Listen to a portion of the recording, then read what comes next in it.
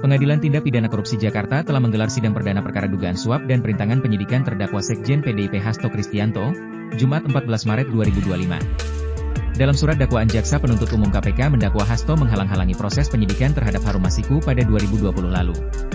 Tak hanya itu, ia juga didakwa melakukan suap dalam upaya membuat Harun Masiku menjadi caleg DPR terpilih. Hakim kemudian menanyakan atas dakwaan tersebut penasihat hukum terdakwa akan mengajukan eksepsi atau keberatan. Kuasa hukum Hasto Kristianto, Magdir Ismail tegaskan pihaknya akan mengajukan eksepsi. Di persidangan Magdir meminta waktu 10 hari untuk menyusun eksepsi. Namun, majelis hakim memutuskan hanya 7 hari.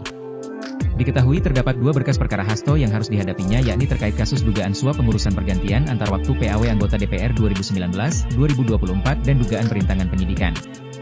Dalam kasus suap PAW, KPK sejatinya juga menetapkan advokat PDIP Doni Tri Istiqomah sebagai tersangka. Namun, KPK belum menahan Doni. Perkara suap dan perintangan penyidikan ini merupakan pengembangan dari kasus yang telah lebih dulu menjerat eks-komisioner KPU Wahyu Setiawan dan kawan-kawan serta mantan caleg PDIP Harun Masiku Buron.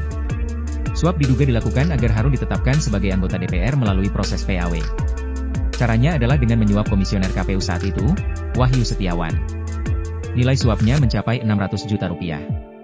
Suap itu dilakukan oleh Hasto bersama Doni Tri Istiqomah, Harun Masiku, dan Saiful Bahri.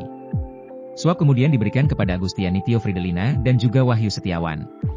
Sementara itu, terkait dengan perkara dugaan perintangan penyidikan, Hasto melakukan serangkaian upaya seperti mengumpulkan beberapa saksi terkait Masiku dengan mengarahkan para saksi itu agar tidak memberikan keterangan yang sebenarnya.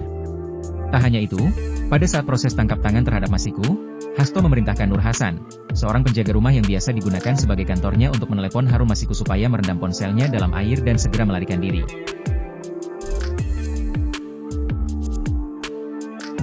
Download Tribun X sekarang, menghadirkan lokal menjadi Indonesia.